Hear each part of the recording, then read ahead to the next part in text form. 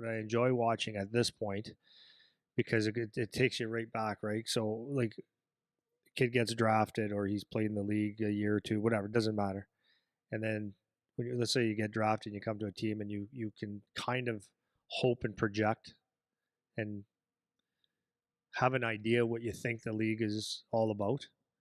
And then when you get there, it's like it's a reality check, right? Because it's hard to really put in perspective, even though you may have been a high pick, how good the league is, and what a guy 4 or 5 years older than you can do on the ice that you just aren't able to do necessarily. So that initial shock of like, oh, this is real now. And I know for a fact that when people go there, like even a first or second round pick goes there and they think when they get drafted, you know, the team will talk to you like you're going to be the greatest thing that we've ever seen, and this is what we love about you. You're going to fit in so well. Typically, what that means is that you are going to fit in, but there's a process to it, and it's probably not this year, and it might not be next year. So that reality kind of hits home once you get to the camp, or you start seeing the preseason like we do now, and then you start seeing, like, I can tell there's a lot of people going, okay, where do I actually fit in now? That's exactly where do I fit in? Because I thought on paper, like, I could probably be a fourth liner or a third liner. And even second year guys, right? Just because you're a second year guy or a third year guy doesn't automatically move you up the lineup. Right. Yeah, there's no seniority really. Like in some ways there is, but a lot of times it's you perform or you're out, man. It doesn't matter what year you are, it doesn't matter how old you are, how young you are. If you perform, you get it. There's a little bit of hierarchy to start, obviously. Like first year players typically will have a tougher time getting opportunities. Yeah. But at the end of the day, it ends up being if you're a second year or a third year guy, you're either performing or you're out. You don't just get to be on the power play now because you're older. That's right. You know, and that was one of the big differences I remember noticing coming back to camps, doing junior camps, doing the OHL camps, or even going to the like schools, skates with schools and stuff like that, or at the university, same thing.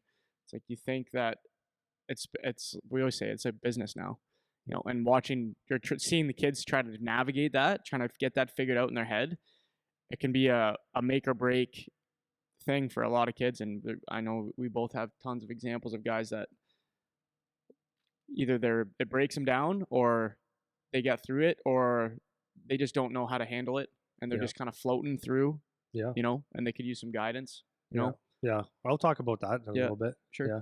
We're just speaking of the preseason again. The other thing is preseason is the kids, especially the newer kids, they don't realize like the preseason, like there's not even systems yet. Right. And if there is, that's actually important, man. Well, it's hugely important because you'll see someone maybe in training camp or preseason games where there's not a lot of systems and you still don't have all the best players on the ice. Yeah. And you'll see someone like that. Maybe they skate the puck a lot and they look like they might know what they're doing. Mm-hmm. And or vice versa. You might find someone that plays a good structured game and knows a role.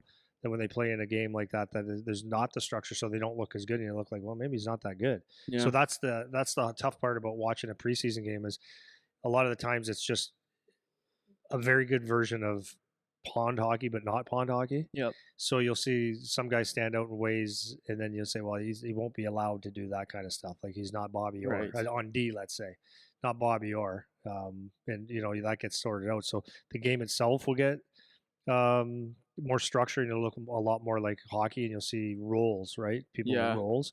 So that's one thing in the preseason. You'll see a lot sloppier hockey. Yeah, but it's guys just trying to make a point, right? Yeah, and I don't want to distract you before you go on, but I want to pause on that for parents too, because this was something because I came from no hockey background, zero, not even sports background, let alone hockey background, and my parents are very smart. It's not that they didn't get it if I explained it to them, but they didn't understand that there are processes that have to be followed. It's not just go play for fun and just go do what you want, like you're playing road hockey in front of the house. And I remember my dad used to say stuff like that to me a lot, like, just go get it. Like, just go get the puck and just go take it. Like, if you have the puck, they can't be mad. Like, he would make comments like that as I was starting to get into junior, like where there's systems and stuff. And I would try to explain, like, I can't just do that. I can't just leave what I'm supposed to do, you know? So I'm supposed to stand here and do nothing. That's actually what my job is in this situation or whatever, right? So it's just I want to point that out to parents too that maybe aren't as experienced with hockey. Like even when I go watch some of the junior games, I'll sit with my girlfriend or my mom if she comes to watch, and I'll point out like that was a face-off play. This guy went there on purpose. That puck went there on purpose. Or this, look at how they're doing the breakout. Like these guys are running routes. There's plays that are happening all over the ice that when you just surface watch, you don't even know what's going on. You know, so as parents or whoever that's talking to players, if you're trying to, be in a position to be a resource or give them advice or whatever, you have to understand the context of what you're saying to them, because that was something that I didn't really have. Like there wasn't outside of my coach when I was playing junior, I didn't have someone that was explaining things in the context of hockey, actual hockey, because hockey isn't, it's only the fun version of playing like you would on the pond until you're like 14. Then after that, it's like your draft year and then into your years of junior and all that. There's layers on layers on layers of things that you need to be doing, plays you have to memorize. Like at the university, the start of every year, we would get like a 40-page pamphlet of our systems. Something else to Yeah, study. we had to study, like go through and know all the plays, and sometimes the coach isn't even there. Like we just have to show up to practice and know these. And if we run the routes and we do it wrong, you're scratched. See ya. You don't know the systems. It's like, oh yeah, but I'm playing so well. Yeah, but you don't know the systems. So just as I wanted to stick on that for people that don't really know the background of the business of hockey, the systems of hockey, and when there's so many layers of things going on, you'll watch the game and you don't even know what's happening. You won't even know that it's happening. Well, another thing that happens in the preseason as well is everybody gets some ice. Right. Right. So you might juggle the lines a little bit, and you might even see a power play as a first-year guy or a penalty kill as a first-year guy, or you're getting a regular shift third period, deep in the third period, you're still getting on the ice a little bit and stuff like that. And it's like, okay, that's not exactly how it works either. Yeah, and you can kind of get your hopes up. Well, right? That's 100%. You think, and you think of it as a kid, right? You played. Say you played on a third line with a guy that got drafted to the NHL, and you're 16 years old, and you scored 17 years old, you scored a goal, got an assist, made a play, and you're looking pretty good.